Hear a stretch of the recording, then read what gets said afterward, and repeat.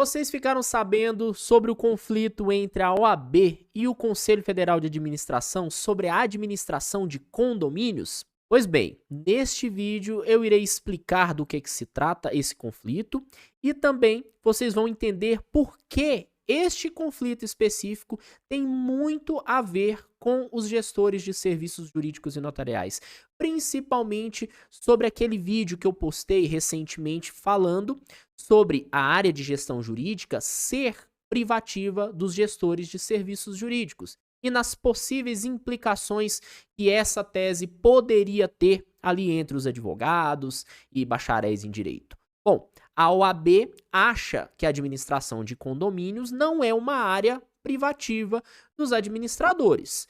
E o Conselho Federal, obviamente, discorda disso e eles tiveram um embate sobre essa questão. E nesse embate, vocês vão conseguir compreender aonde que a gente se encaixa em tudo isso daí, nessa situação toda. Vamos lá? Bom, vamos começar aqui apresentando qual que foi o argumento da OAB de São Paulo, tá? Na Comissão de Direito Condominial da OAB de São Paulo. Eu vou tentar resumir aqui, senão vai ficar muito longo. Olha, para a comissão, a atuação de ambas empresas não se enquadra na área profissional de administrador, pois seus serviços não se configuram como atividade fim, mas sim como atividade meio. No Poder Judiciário está assentado o entendimento de que a atividade que obriga a inscrição em um determinado conselho é a atividade básica, a dita atividade fim de uma empresa, e não a prática de uma determinada atividade profissional levada a efeito como atividade meio da atividade principal. Justifica a nota. Lá naquele vídeo que eu fiz, né, falando sobre as atividades privativas dos gestores de serviços jurídicos, eu abordei bem no começo do vídeo algo semelhante, né, que realmente só é obrigatório fazer inscrição no conselho a empresa ou profissional que desempenhar a atividade fim relacionada à administração. Porém, se a atividade meio for configurada como uma atividade relacionada à administração e que exige um responsável técnico, isso também se aplica a registro na ordem, tá? Também tinha ali jurisprudência a respeito disso, eu mostrei lá no vídeo, tá? Então, mas vamos lá, vamos seguir o que eles dizem, depois a gente vai para o que o CFA falou. Olha, tal raciocínio segue a linha adotada pela defesa da síndica Lavin. Ambos alegam que a figura do síndico relaciona-se com o papel de um representante da coletividade, eleito pelos condôminos em assembleia e sujeito ao artigo 1348 do Código Civil, e não um administrador propriamente dito. Olha, o documento da comissão sustenta que, estando submisso a determinações e limitações postas por uma assembleia de condomínios que, por sua vez, é o verdadeiro órgão de comando dentro do condomínio. Se o síndico deixasse de atender e cumprir aos ditames da lei, essa violação desse artigo é que poderá ensejar a caracterização da operação como ilícito administrativo e criminal. Trecho da nota. A Comissão de Direito Condominial da OAB defende ainda que, por não haver reconhecimento em lei do exercício do síndico profissional como profissão regulamentada no Brasil, dispensa vínculo a qualquer conselho profissional. Conforme expressa em nota, trata-se de lacuna, onde o CRA vislumbrou equivocadamente uma atuação que supostamente se encaixaria em seu espectro de atuação, embora não exista, e continua, carecendo os elementos indicativos de capacidade técnica e estrutural que confiram forma de profissão aos síndicos. Estão começando a compreender agora o que isso aqui tem muito a ver com nós, gestores de serviços jurídicos, porque nós estamos praticamente na mesma situação que os gestores de condomínio. Porém, os gestores de serviços jurídicos já são reconhecidos pelo MEC, já está ali no catálogo prévio do MEC, tem outras resoluções normativas, tem jurisprudência a respeito da gente, enfim, tá? Eu apresentei tudo no vídeo passado. Se você ainda não assistiu esse vídeo, depois que terminar esse vídeo aqui, você assiste lá que vocês vão conseguir contextualizar.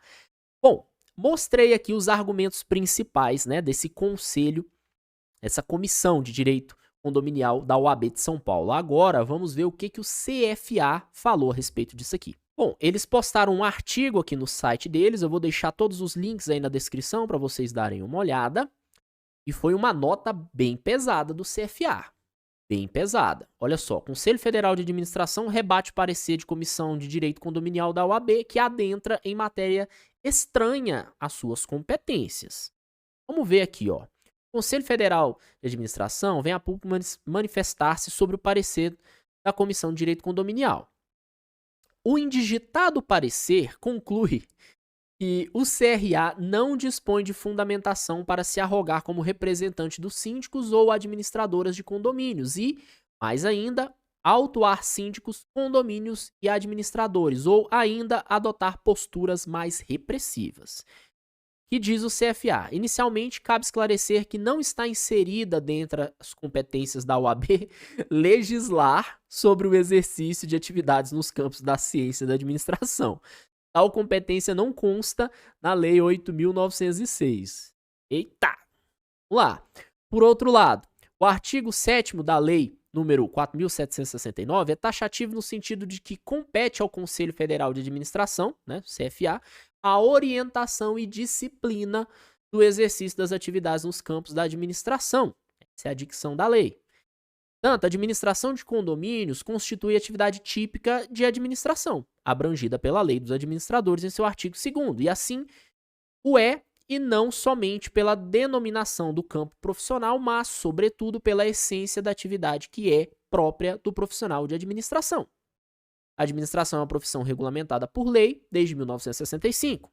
Administrar não é pagelança, mas uma atividade eminentemente técnica, assim como as demais profissões regulamentadas no Brasil. O parecer da comissão da OAB não é lei e não tem aptidão para afastar a vigência da lei número 4.769, que rege a profissão de administrador. Infelizmente, o parecer denota a indevida utilização da OAB para fins de promoção pessoal dos autores no referido documento. Exemplo clássico da mistura do público com o privado. Isso porque os autores do parecer desconhecem o regime de cooperação mútua entre a OAB e o CRA, inclusive em ações judiciais, onde busca combater exatamente a posição adotada do parecer. Bom, como eu disse, né, naquele vídeo, a OAB não pode fiscalizar os administradores e os administradores não podem fiscalizar os advogados, mas as duas instituições podem atuar em conjunto para evitar que essas coisas venham a acontecer, que administradores façam serviços de advogados e que advogados façam serviços de administradores. Entendem? Então, o que aconteceu depois disso daqui? Bom, vou mostrar aqui para vocês. Houve esse rebate, né, bem pesado do CFA, se colocaram bem, de forma bem incisiva aqui, tá? Mostraram aqui algumas jurisprudências, mas agora o que aconteceu? O CFA e a OAB se reuniram para conversar exatamente sobre isso daqui. Pessoal, como vocês sabem, e a gente já falou, né, não há lei federal exclusivamente tratando dessas profissões. Porém, lá naquela resolução 505, ela foi alterada. Lembra a resolução onde os gestores jurídicos foram reconhecidos pelo CFA? Ela foi alterada e agora os gestores de condomínio, sim, existe agora uma graduação de nível tecnólogo, que surgiu, se eu não me engano, em 2022, pelo menos foi quando foi editada essa resolução, e o CFA reconheceu os gestores de condomínio. Olha só, vou mostrar para vocês, tá aí na tela, né?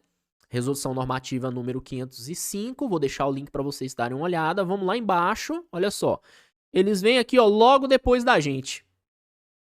A linha M, Curso Superior de Tecnologia em Gestão de Condomínios. Gestão de condomínio. Então, agora existe também um profissional específico na área de condomínios. Gestão de condomínio. Estão começando a ligar agora o que isso tem a ver com o que eu apresentei anteriormente. Porém, até o momento, eu não encontrei a portaria que reconhece a graduação em gestão de condomínios. Tá? Toda graduação ela demora um tempo até ela ser reconhecida pelo MEC. Por exemplo, a graduação em gestão de serviços jurídicos e notariais ela surgiu em 2014, mas ela só foi reconhecida de fato pelo MEC em 2017. Agora, gestão de condomínios, até onde eu sei, se você souber, da portaria eu não encontrei, mas se você souber, me manda aqui, tá? Que aí eu faço uma retratação, eu vejo. Mas até o momento eles não foram reconhecidos pelo MEC, porém, já podem ser registrados ali no Conselho Federal de Administração, tá? Então, eles entendem que esse profissional formado neste curso, ele tem sim as atribuições necessárias e defende isso dentro aqui do espectro que a OAB apresentou. Só que aí, no meio de toda essa confusão, o que a OAB e o CFA fizeram? Eles se encontraram. Eles se encontraram, como vocês podem ver aí, vou deixar o link também na descrição. Olha aí, a administração de condomínio, CFA e OAB buscam diálogo para resolver impasse. O presidente do Conselho Federal, né, o Leonardo Macedo, se reuniu com o presidente nacional da OAB, o Beto Simonetti. Isso foi em 2023, tá, pessoal? Em agosto. Estou trazendo isso agora porque isso tem tudo a ver com a nossa situação, para que vocês consigam compreender, tá? Aonde a gente está inserido e contextualizar o que foi apresentado no vídeo passado, certo? Então vamos lá. Bom, eles se encontraram aqui. A equipe do CFA foi muito bem recebida pela OAB. Na oportunidade, Leonardo falou sobre a nota divulgada pela Comissão, né, de Direito Condominial do Conselho Federal da OAB, no dia 22 de junho. O presidente também explicou sobre o campo da administração de condomínios, de acordo com a Lei 4.769, que é uma área privativa da administração. Olha aí. Ele disse o seguinte: nós disponibilizamos a resolver o impasse e sugerimos a criação de um grupo de trabalho entre a OAB e o CFA a fim de alinhar e resolver todas as dúvidas referentes a essa área da administração. Beto reforçou que o sistema CFA e CRA sempre foi um aliado e se comprometeu a buscar uma reaproximação com a autarquia. Bom, olha só, tá aí a foto da reunião, não colocaram mais informações aqui a respeito disso, mas agora nós vamos conversar um pouquinho sobre tudo isso que aconteceu. Bom, moral da história, né? Como vocês puderam perceber, se não há uma lei federal tratando especificamente de um nicho, sempre haverá aqueles que vão dizer que tal profissional daquele segmento não pode exercer atividades dentro daquilo ali, dentro daquele espectro. Existem sim divergências, não é algo pacificado. Porém, a lei dos administradores prevê tudo isso. As resoluções normativas, como eu mostrei lá no vídeo passado, também foram compreendidas em jurisprudência a sua legalidade. Portanto, não afasta ali, né, a função dessas resoluções. Não afasta a legalidade dessas resoluções do CFA. Embora a lei dos administradores seja uma lei antiga, com um texto antigo que não prevê os tecnólogos, essas resoluções servem para atualizar o entendimento ali dentro do órgão, que novamente foi reconhecido em jurisprudência e tem jurisprudência a respeito do assunto e tudo mais. Então vamos lá, vai haver discussões sobre isso. Vão discutir, vão falar que os gestores de condomínio ou administradores não podem atuar ali, vão falar que os gestores de serviços jurídicos também não têm essas atividades privativas, não tem isso, não pode exigir essa atividade privativa dentro da gestão jurídica. Enquanto não houver uma lei federal, vai haver essas discussões. Bom, só que viram qual será o caminho de tudo isso aí? A conversa, o diálogo. Um grupo de trabalho. O CFA propôs um grupo de trabalho à OAB para tratar exclusivamente disso. Porque são dois gigantes, são duas instituições gigantescas. Compensa essas duas classes entrarem em conflito? Claro que não. Os dois presidentes sabem muito bem que não cabe, então eles precisam trabalhar em união e em conjunto.